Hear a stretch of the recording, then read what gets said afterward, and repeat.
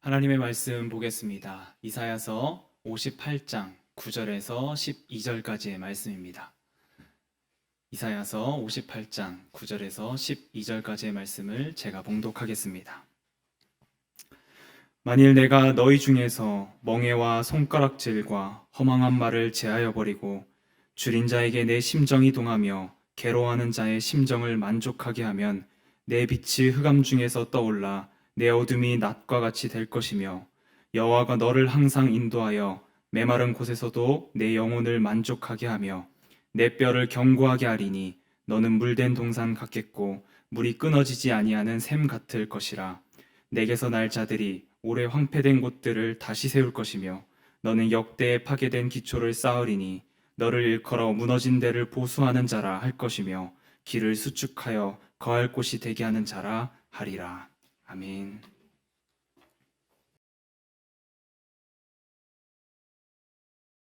오늘도 예배하는 우리 성도님들의 삶과 가정에 하나님의 은총이 가득 넘쳐지기를 주님의 이름으로 축원합니다.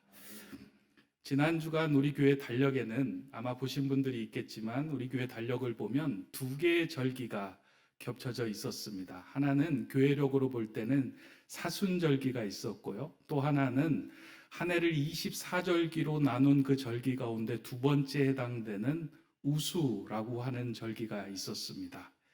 이 우수라고 하는 절기는 비우자에 물 숫자를 씁니다. 그래서 하늘에서 내리던 눈이 비로 바뀌고 강에 있던 얼음이 녹아 물이 되는 절기를 우수라고 합니다.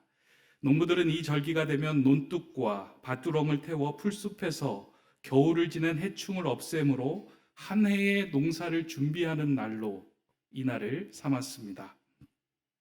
이렇게 옛사람들이 시간의 마디를 나누어 절기를 삼은 이유는 그때 해야 할 일이 무엇인지를 알고 행함으로 삶의 방향을 잡아주고 질서를 부여하기 위하여 해마다 이렇게 절기를 정하고 그에 맞춰서 움직였던 것입니다.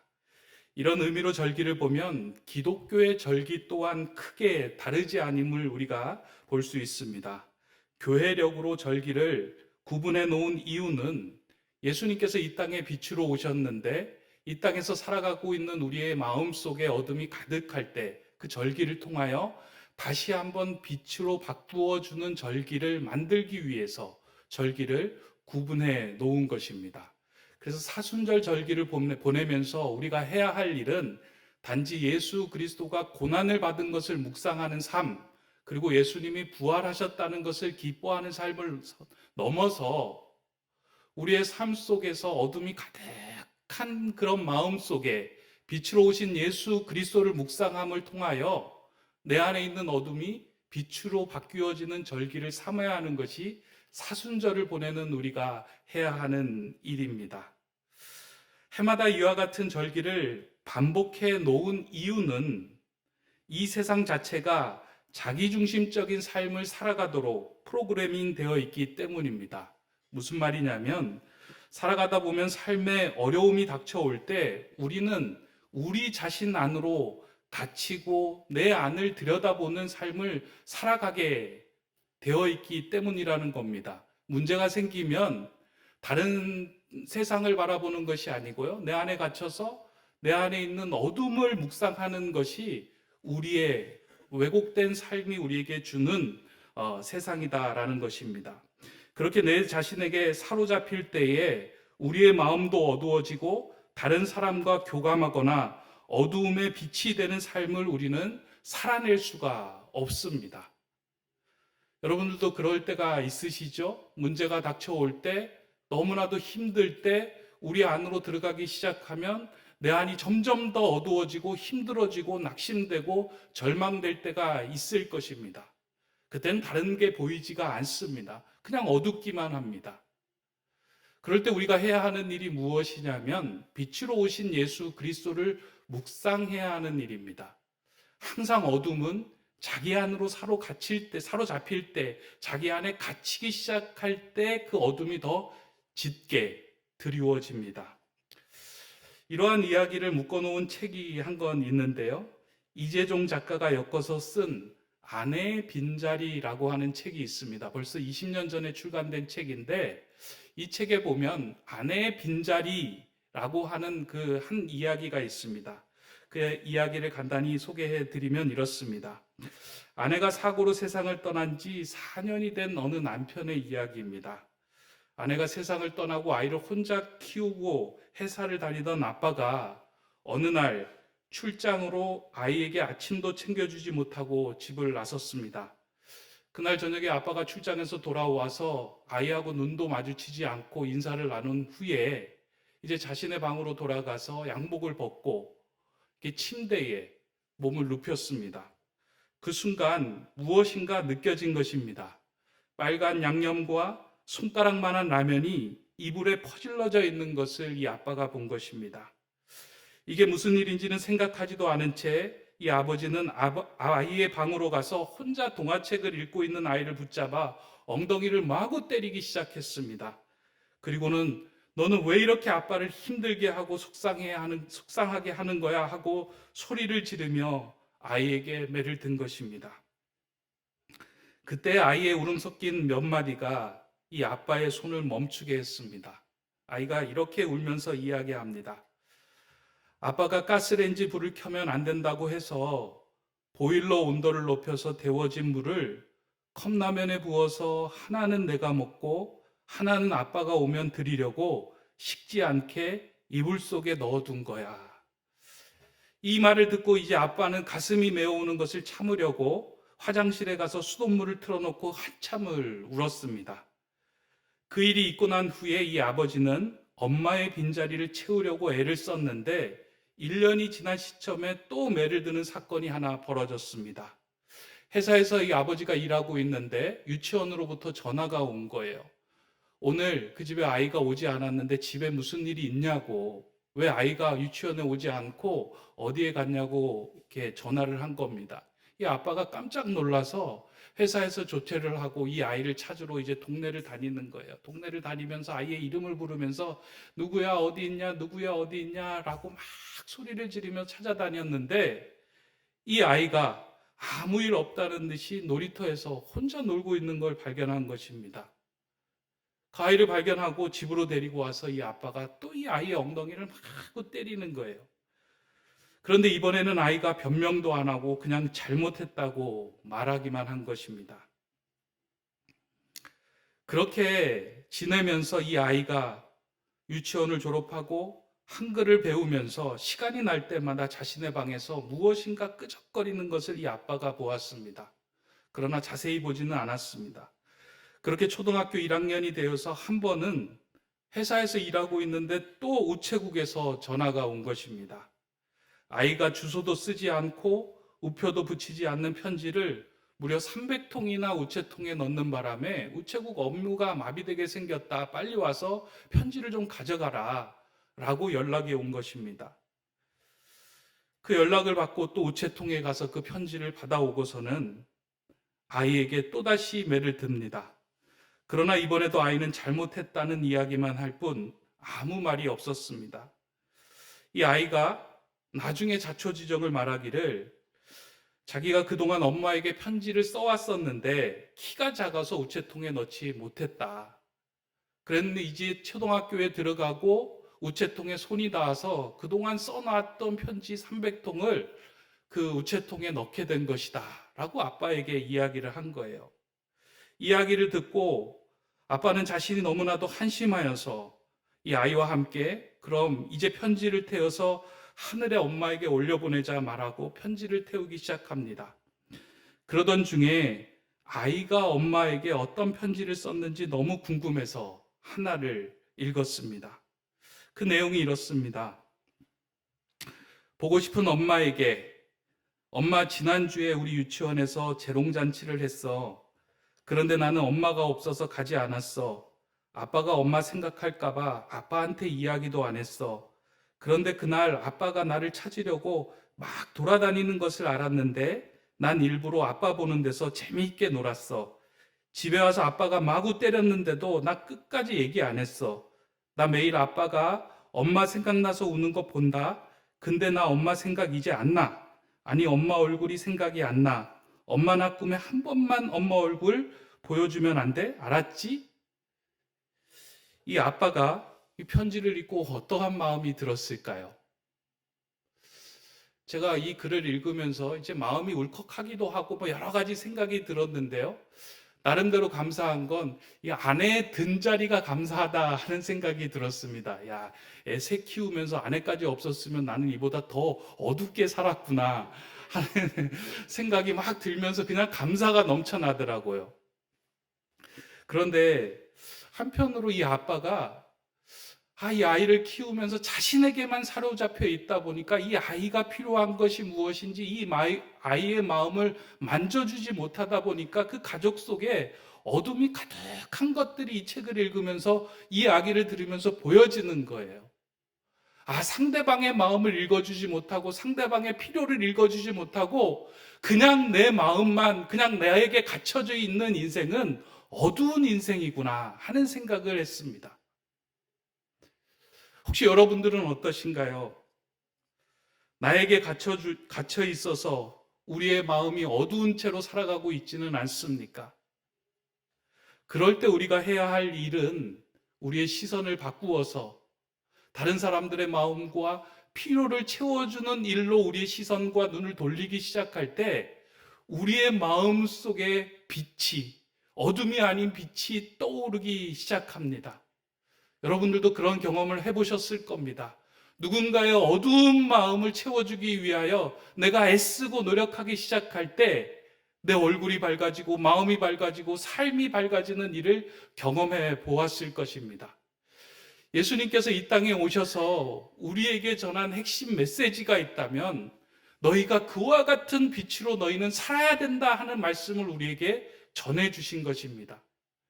빛 같은 삶은 다른 삶이 아니고요. 누구의 마음에 어두움이 들어져 있는 그 상황 속에 그의 마음에 어두운 마음을 함께 공감하며 이해해주는 자리에 서 있을 때 그게 우리가 살아가는 빛이 되는 삶입니다. 예수님은 하나님의 나라를 선포하는 첫 설교 산상보훈에서 제자들의 정체성, 그 정체성을 너희는 세상의 빛이라 라고 말씀해 주셨습니다. 하나님의 나라는 이 땅의 어둠을 밝히는 빛된 삶을 통해서 이루어지기에 제자들은 모두 빛으로 살아가야 한다라고 말씀해 주셨습니다. 성경은 곳곳에서 우리가 어두운 세상 속에서 어떻게 빛으로 살아가야 하는지를 말씀해 주고 있는 책입니다. 그래서 구약서부터 시작해서요, 요한계시록까지 우리는 과연 이 땅을 살아가면서 어떻게 빛으로 살아가야 하는가, 그에 대해서 하나님의 마음과 예수 그리스도의 마음이 곳곳에 담겨져 있는 책이 성경입니다. 그 가운데 오늘 우리가 읽은 구약 성경 이사야서는 빛으로 살아가는 삶의 핵심이 무엇인지를 잘 보여주고 있는 본문이라고 저는 생각합니다. 한번 이 본문의 말씀을 다시 한번 읽어드리도록 하겠습니다. 만일 내가 너희 중에서 멍에와 허망한 말을 제하여 버리고 줄인 자에게 내 심정이 동하며 괴로워하는 자의 심정을 만족하게 하면 내 빛이 흑암 중에 떠올라 내 어둠이 낮과같이 될 것이며 여호와가 너를 항상 인도하여 메마른 곳에서도 내 영혼을 만족하게 하며 내 뼈를 견고하게 하리니 너는 물된 동산 같겠고 물이 끊어지지 아니하는 샘 같을 것이라. 이사야 선지자는 빛으로 살아가는 삶은 줄인 자에게 내 심정이 동하며 괴로워하는 자의 심정을 만족하게 하는 삶이다라고 명확하게 짚어주고 있습니다. 그때 우리는 빛을 발하며 어둠을 낮과 같이 만드는 은혜를 경험하게 될 것이다. 영혼이 물된 동산처럼 풍성하게 될 것이다. 라고 말씀하고 약속해 주십니다. 그런데 이사야가 이 말씀을 전하던 당시에 이스라엘의 종교인들은 빛으로 살아가는 삶에 대하여 오해를 하고 있었습니다. 하나님 앞에서 종교적인 행위를 하는 그 행위를 통해서 그것이 빛으로 살아가는 삶이라고 그들은 이해하고 행동했던 것입니다. 그들은 종교적인 행위를 통해서 하나님의 칭찬을 받고 우리가 간구하고 기도하는 것들에 대해서 응답을 얻을 수 있을 것이라고 생각한 것입니다. 여러분들은 신앙생활 하면서 어떠신가요? 하나님 앞에서 열심히 예배하면, 하나님 앞에서 열심히 기도하면, 하나님 앞에서 우리가 할 수 있는 금식을 행하면 우리가 원하는 것들, 바라는 것들, 이 세상에서 필요한 것들을 다 채워주실 것이라고 생각하고 있지는 않습니까? 이사야서에서 이야기하고 있는 이들의 종교적인 모습을 오늘 우리는 읽지 않았지만 2절에서는 이렇게 말씀합니다. 여러분들 다시 한번 이렇게 주목해서 듣고 봐주시기 바랍니다. 그들이 날마다 나를 찾아 나의 길 알기를 즐거워함이 마치 공의를 행하여 그의 하나님의 규례를 저버리지 아니하는 나라 같아서 의로운 판단을 내게 구하며 하나님과 가까이 하기를 즐거워하는도다. 그냥 올려놓아 보세요. 본문을 좀 한번 보시기 바랍니다. 날마다 나를 찾아 나의 길 알기를 즐거워함이 하나님의 규례를 저버리지 아니하는 나라 같아서 의로운 판단을 내게 구하며 하나님과 가까이 하기를 즐거워하는도다. 이상적인 신앙인의 모습 아니겠습니까? 이 본문만 떼놓고 보면 어떠신가요? 하나님을 구하고 찾기를 갈망하고 하나님과 함께 가까이 하기를 위하여 애를 쓰는 모습, 여기에 지적하고 여기에 문제가 될 모습이 어디 있겠습니까? 하나도 없습니다. 그런데 이사야는 이러한 그들의 행위를 향하여 옳지 않다고 말하며 오늘 본문 1절에서는 이렇게 말씀합니다. 크게 외치라, 목소리를 아끼지 말라, 내 목소리를 나팔같이 높여 내 백성에게 그들의 허물을, 야곱의 집에 그들의 죄를 알리라. 본문에 보면 나팔을 분다라는 표현이 나오는데 이스라엘 백성에게서 나팔을 분다라는 의미는 모든 백성들이 집중해서 들어야 할 그 상황 속에서 전해지는 표현입니다. 그러니까 모든 일을 멈추고 그 이야기를 들어야 할 때 나팔을 붑니다. 오늘 본문에서 그 나팔을 불며 소리를 크게 외치며 전하라 라고 하는 메시지가 무엇이냐면 야곱의 죄, 그들의 허물을 들어라 라고 얘기합니다. 그게 무엇이냐면 그들은 마음으로, 중심으로, 동기로 나를 찾으며 종교적인 행위를 하는 것이 아니라 그들이 원하는 것을 이루고자 하는 세상의 번영과 세상 속에서 이루고자 하는 것들을 위한 종교적인 행위이다라고 말씀합니다. 하나님께서 이렇게 선포하신 이유는 우리의 본성 깊은 곳에 자기중심적인 신앙의 위험성을 드러내기 위함이었습니다. 종교적인 행위가 아무리 정성스럽다고 할지라도 그 동기가 자신에게 있다면 그것은 우리의 마음을 어둡게 하는 것임을 밝히고자 이런 말씀을 하신 것입니다. 여러분들도 이런 경험 있으실 것입니다. 하나님께 나의 마음과 시간을 드렸는데 내가 기도한 대로 이루어지지 않아 낙심된 경험이 있으시죠? 하나님께 나를 내려놓는 마음으로 금식을 하였음에도 불구하고 내 문제가 해결되지 않고 내 안에 있는 어둠이 거치지 않을 때가 있을 것입니다. 하나님께 나의 모든 것을 드리는 심정으로 헌금을 하였음에도 불구하고 나보다 옆에 사람이 승진하고 성공하는 모습에 마음이 어두워졌을 때도 있을 것입니다. 그런데 하나님께서 경계하신 마음이 이러한 마음입니다. 하나님께 나아옴의 동기가 땅에 누리는 소유와 증대와 번영을 위한 것이라면 그것은 하나님이 기뻐하지 않는 종교적인 행위이며 생활이라고 말씀을 하고 있습니다. 그런데 어떤가요? 안타깝게도 지금까지 저도 그렇지만 교회에서는 이러한 신앙을 가르쳐 왔습니다. 하나님을 믿고 신앙생활을 잘하면 이 땅에서 잘되고 성공하며 물질적인 복을 받는다라고 우리는 배워왔고 또 가르쳐 왔습니다. 이게 뭐 문제가 있겠습니까? 그런데 반대로 생각해 보면 이런 문제가 있습니다. 내 삶이 어려워지면 우리의 마음에 드는 생각은 내가 하나님께 잘못한 것이 있기 때문에 이런 일이 벌어지는구나 하는 죄책감과 쓸데없는 근심으로 우리의 마음이 어두워진다는 거예요.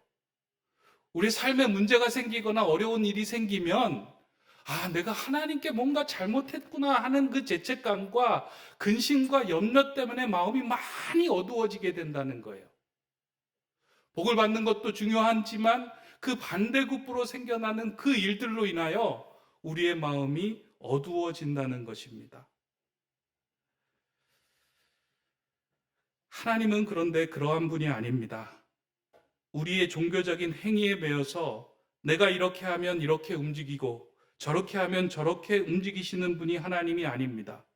만약에 그렇다면 하나님은 정말로 공정하신 하나님이 아닐 것입니다. 내가 열심히 기도하면 하나님이 복을 주시고 이 땅에 선물을 주시고 축복을 내려주시고 내가 기도하지 않으면 저주하고 병을 내리고 슬픔과 절망에 거하게 하신다면 그 하나님은 공정하신 하나님은 아닐 것입니다. 우리가 이렇게 한다고 해서 이렇게 움직이시고 저렇게 한다고 저렇게 움직이시는 것이 아니라 하나님의 크신 계획 가운데 우리들이 살아가고 있을 뿐입니다. 지난 주간에 이것을 더 깊게 생각할 수 있도록 한 책을 한 권 제가 읽었습니다. 최근에 출간된 책인데요. 여러분들도 이렇게 벌써 읽으신 분들도 있을 겁니다.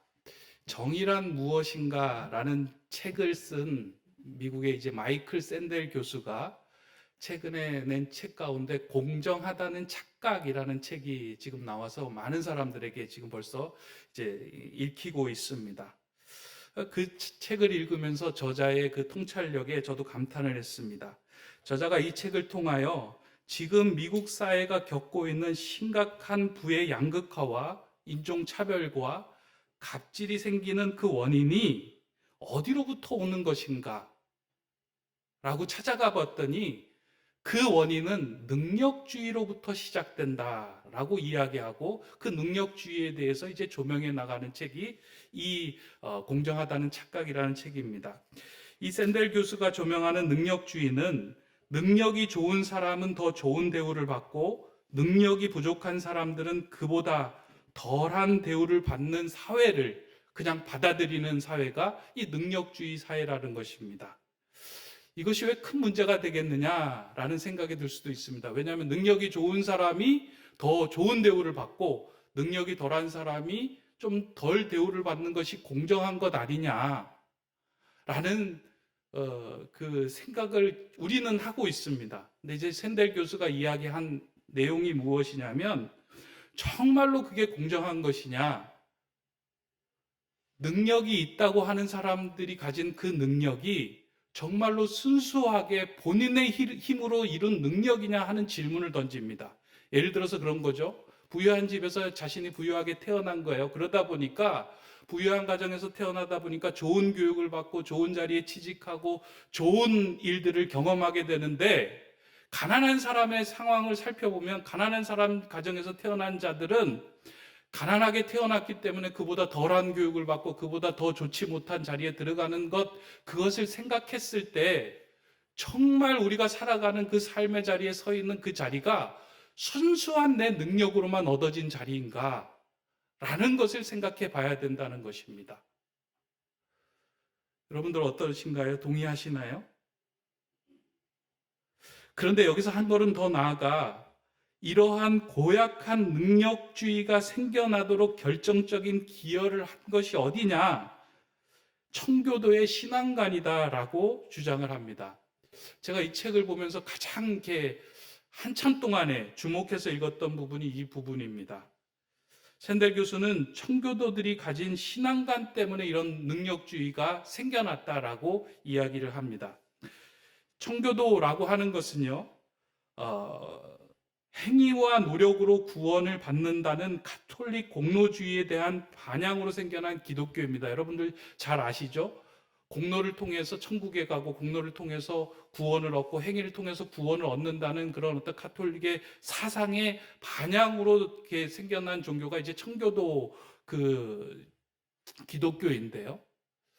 근데 이 기독교가 시간이 흐르면서 청교도들이 생각한 것이 무엇이냐면, 우리는 우리의 노력과 행위로 구원을 얻지는 않지만 하나님이 만약에 우리를 기뻐하시고 사랑하시고 우리를 구원해 주셨다면 우리의 삶 속에 무엇인가 드러난 증거가 있을 거 아니냐.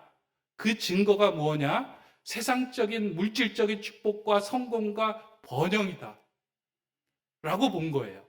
다시 말해서 하나님을 잘 믿으면 세상에서 성공하고 복을 얻고 번영을 누리는 것인데, 그것을 통해서 저 사람은 하나님께 복을 받은 사람이다 라고 가진 그 신앙관으로 인해서 능력주의가 양산되었다라고 이야기합니다. 근데 이게 문제가 되는 건요, 이 자체만으로는 큰 문제가 되지는 않는데, 여기에서 문제가 되는 것이 무엇이냐면 반대적인 급부에서 일어나는 일이라는 거예요.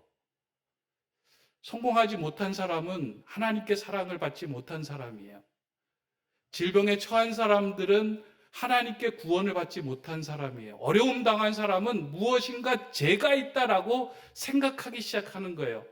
그러다 보니까 사람들이 입장에서는 성공한 사람들이 내가 하나님께 더 사랑을 받은 사람이고, 그렇지 않은 사람들이 하나님께 사랑을 받지 않았다는 것이 자연스럽게 사회에 퍼져버린 것이, 그로 인해서 양극화가 되고 분열이 되고 낙심이 되고 혼란을 일으켜지는 일이 되었다라고 지적합니다.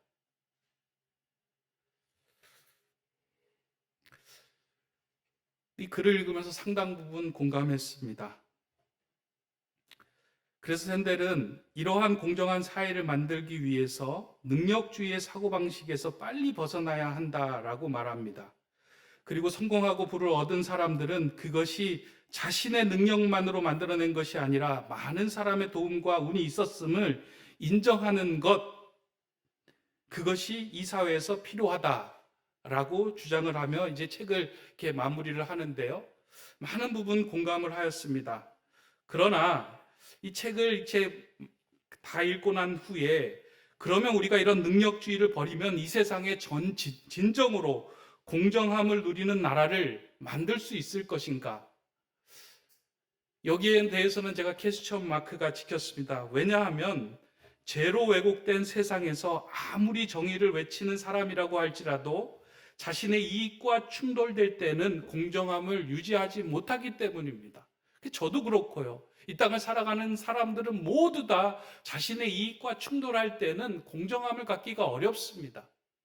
여기가 절망의 포인트이기도 합니다.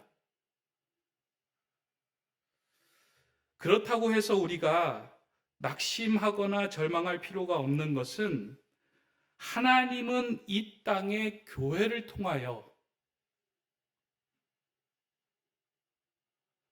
하나님께서 원하시는 새하늘과 새 땅을 보여주도록 사명을 위탁하셨다는 거예요. 진정으로 공정한 나라는, 진정으로 공정함이 이루어지는 곳은 장차 예수 그리스도가 이 땅에 오셔서 새하늘과 새 땅을 통해서 이루어지는 것인데, 그러한 나라를 맛보게 하기 위하여 이 땅에 세워지신 공동체가 교회라는 것입니다.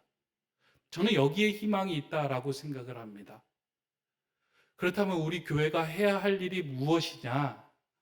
그것은 우리 교회 공동체 안에 어둠이 낮과 같이 되는 것에 주목하는 일에 마음을 쏟아야 됩니다. 세상 사람들이 무엇인가 이 교회에 세상과 다른 방식의 문화와 다른 방식의 무엇인가 있다 하는 공동체가 세워져 가야 하는 것이 우리 교회에 맡겨주신 사명이다라고 저는 생각합니다. 그런 의미에서 볼 때 저는 이 땅의 교회는 하나님 나라를 보여주는 안테나 샵이다라는 생각을 합니다. 이 안테나 샵이라는 것이 좀 이렇게 낯선 단어일 수 있는데요. 제가 일본에 있을 때 많이 들었던 것이 이 안테나 샵입니다. 어떤 거냐면, 안테나 샵이란 그 지역을 가지 않고서도 주변에 있는 상점을 통하여 그 지역이 가지고 있는 음식과 문화와 필요한 물품들을 구입할 수 있는 곳이 안테나 샵입니다. 예를 들어서 저희가 이제 태계원에 있지만 부산에 있는 어묵과 부산 오뎅과 이런 것들을 맛보기 위해서는 부산에 가야 하는 것이 아니라 어디 상점에 들어가 보면 그 안에 거기에 모든 게 다 담겨져 있는 거예요. 그래서 이게 부산에서 먹는 음식이고 부산에서 즐기는 놀이고 문화다 하는 것들을 보여주는 것이 안테나 샵이라는 거예요. 교회는 하나님의 나라를 이 땅에서 보여주는 공동체로 심어주신 안테나 샵이다라는 겁니다. 이 안테나 샵에 사람들이 관심을 가지고 몰려오려면 그 지역이 가지고 있는 문화와 음식과 향치와 색깔과 모든 것들이 그 안에 담겨져 있어야 합니다. 지금 교회가 세상으로부터 빛을 상실한 이유는 하나님 나라를 담고 있는 교회가 자기중심적인 종교 생활에 갇혀 있고 능력주의에 따른 세상적인 신앙관을 똑같이 갖고 있기 때문에 빛을 잃고 관심을 잃었습니다. 그래서 교회가 세상에서 무슨 일을 더 하는 것이 중요한 것이 아니고요. 우리가 지금 해야 할 것이 무엇이냐면 이 교회 공동체 안에 하나님 나라가 가지고 있는 문화와 색깔과 음식과 향치를 다시 회복함을 통해서 빛을 회복하는 것이 오늘 우리가 해야 할 일이라는 거예요. 그것이 무엇이냐? 줄인 자에게 내 마음이 다하며 괴로운 자의 심정을 만족하게 하는 일과 문화들이 공동체 안에 이루어질 때 새로운 빛이 보이기 시작한다는 겁니다. 저희 어머니가 그러더라고요. 야, 너네 교회는 수준이 높냐? 내가 네 설교 들으면 하나도 이해가 안 되더라. 왜 이렇게 어렵냐? 저도 설교하면서 어렵더라고요. 지난주도 어렵고 이번 주도 어려운데 한 가지만 기억해 주시면 좋을 것 같아요. 우리 교회 공동체는 하나님 나라를 보여주는 안테나 샵과 같은 공동체가 되면 좋겠다 하는 생각을 합니다. 아마 여기 계신 분이 생각하기를 제가 능력이 있어서 이 자리에 서 있다라고 생각하는 분은 아무도 없을 겁니다. 저도 그렇게 생각 안 해요. 어쩌다 보니까 운으로 그리고 높은 데 덕소교의 도움으로 제가 이 자리에 서게 되었습니다. 그러다 보니까 저는 능력이 없는데 이 자리에 서 있는데요. 그러면서 제가 할 일이 무엇인가를 곰곰이 생각해 볼 때 세상적인 능력은 없지만 제가 가지고 싶은 능력이 하나 있더라고요. 오늘 본문의 말씀처럼 내가 속한 공동체에서 줄인 자의 심정과 힘든 자의, 괴로운 자의 마음을 알아주는 삶, 그 능력을 좀 나는 소유했으면 좋겠다. 그래서 흑암 중에 빛이 떠올라, 저 교회 가니까 어두운 마음이 낮과 같이 되는구나 하는 그 마음, 그 능력을 소유하면 좋겠다 하는 욕심이 저는 생겼습니다. 지난 주간에요, 우리 교회 교인들이 지금 가장 어두운 부분이 무엇인가 생각을 했습니다.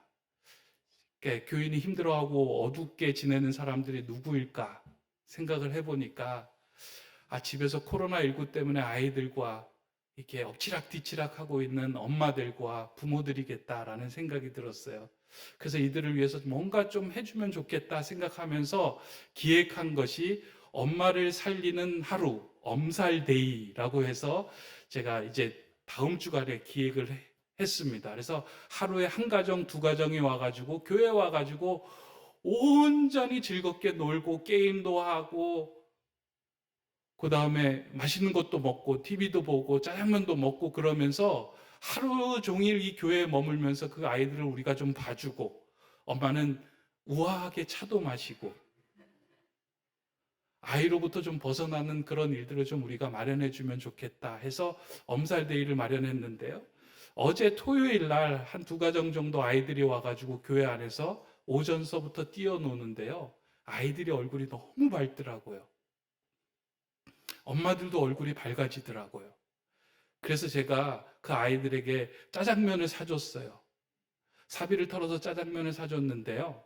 짜장면을 사주면서 아이들이 얼굴이 밝아지니까 어땠을까요? 제 마음이? 제가 밝아지더라고요. 제가 막 너무 기쁜 거예요. 아, 그래, 교회란 이거지. 아, 이렇게 해야지 하는 마음 속에서 제 마음이 막 회복되고 기쁘고 너무 즐거운 거예요. 오늘 본문의 말씀처럼 흑암 중에 빛이 떠오르고 내 영혼에 만족함이 있어서 물된 동상 같은 마음들이 막 생기는 거예요. 그러다 보니까 내일 교회 설교해야 되는데 그 생각은 못하고 아이들하고 노는 거에 빠지다 보니까 설교 생각했으면 얼굴이 어두워졌을 텐데 아이들이 웃는 거 생각하니까 막 마음이 너무 즐거워지는 거예요. 아, 이게 나에게 갇히는 것이 아니라 한 사람의 줄인 자의 심정을 생각하고 그들과 함께 기뻐하니까 내 영혼이 기뻐지는구나. 저는 이런 축복이 우리 교회 공동체 안에 세워졌으면 좋겠어요. 저는 능력이 없어서요. 우리 교회가 한국 사회를 대표하는 교회, 우리 교회가 뭐 이 서울을 품고 경기도 지역을 품는 그런 큰 비전을 갖는 교회에 대한 그런 마음도 없고 능력도 사실은 없고요. 제가 가지고 있는 건 한 가지예요. 이 공동체 안에 들어온 우리 공동체 안에서 먼저 어둠이 낮과 같이 되는 그런 은혜를 경험하는 일들이 많이 있으면 좋겠다. 예배당에 들어설 때부터 어두웠던 마음이 밝아지며 아, 하나님이 오늘도 나와 함께 하시지, 하나님이 내 영혼을 물된 동산처럼 만들어 주시지, 우리 공동체가 그런 공동체이지, 그러면서 주변 사람들을 능력으로 차별하지 않고 절망에 있는 사람들을 함부로 대하지 않고 그 사람을 찾아가서 괴로운 심정을 만족하게 하고 함께 곁에서 울어주고 기뻐하는 그 삶을 통하여 우리 교회가 빛을 회복하는 교회만 된다면 정말 좋겠다. 그런 교회를 만들어가면 좋겠다 하는 마음으로 오늘 말씀을 준비를 했습니다. 저는 이곳에 모이고 또 온라인으로 예배하는 우리 모든 성도님들이 대단한 꿈과 비전을 품어서요, 막 지역사회 위대한 일을 하겠다, 여기에 마음을 가졌다면 좀 잠깐 내려놓으시면 좋겠어요. 옆에 사람이라도, 지금 옆에 있는 가족들의 마음이라도 좀 살펴주신다면 그 공간 안에서 어둠이 낮과 같이 되는 그 자리에서 하나님의 나라가 시작이 됩니다. 그곳이 하나님 나라의 안테나 샵입니다. 오늘 우리 높은 듯 세움교회는 그런 교회로 먼저 세워져야 할 것입니다. 그럴 때 하나님께서 우리에게 주시는 복이 무엇인지 오늘 본문 11절 말씀에 이렇게 말씀합니다. 여호와가 너를 항상 인도하여 메마른 곳에서도 내 영혼을 만족하게 하며 내 뼈를 견고하게 하리니 너는 물된 동산 같겠고 물이 끊어지지 아니하는 샘 같을 것이라. 하나님께 열심히 종교적인 생활을 해서 세상적인 부와 번영을 얻는 것이 하나님이 기뻐하시는 일이 아니고요, 괴로워하는 자, 줄인 자와 함께 그 심정을 만족하게 하며 그와 함께 울고 함께 웃는 그 자리에서 하나님의 나라를 이루어 가시는 놀라운 은총과 은혜를 부어주신다라고 약속하십니다. 그리고 그때 우리에게 부어주시는 구원의 증표가 무엇이냐면 우리의 영혼이 풍성해지고 물된 동산처럼 되는 거예요. 말씀을 마치면서 이게 교회가 시작이 되면서 이 능력주의에 대한 말씀을 전해야지 교인들이 모일 텐데, 교회 와서 기도하면 여러분들이 성공할 것입니다. 자녀들이 좋은 곳에 취직할 것입니다.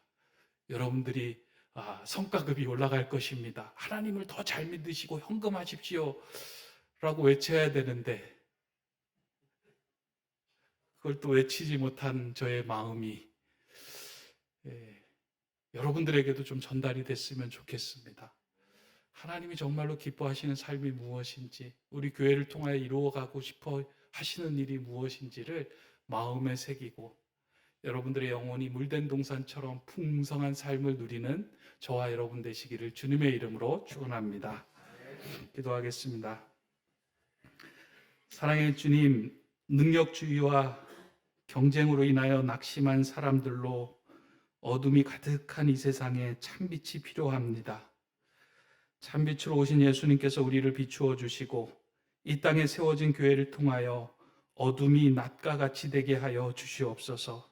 우리 높은 뜻 세움교회가 나를 넘어서 남을 위한 종교적인 삶을 살아감으로 사람들에게 하나님 나라의 밝음을 보여주는 이 땅에 하나님 나라의 안테나샵 같은 교회 되게 하여 주시옵소서. 예수 그리스도의 이름으로 기도드립니다. 아멘.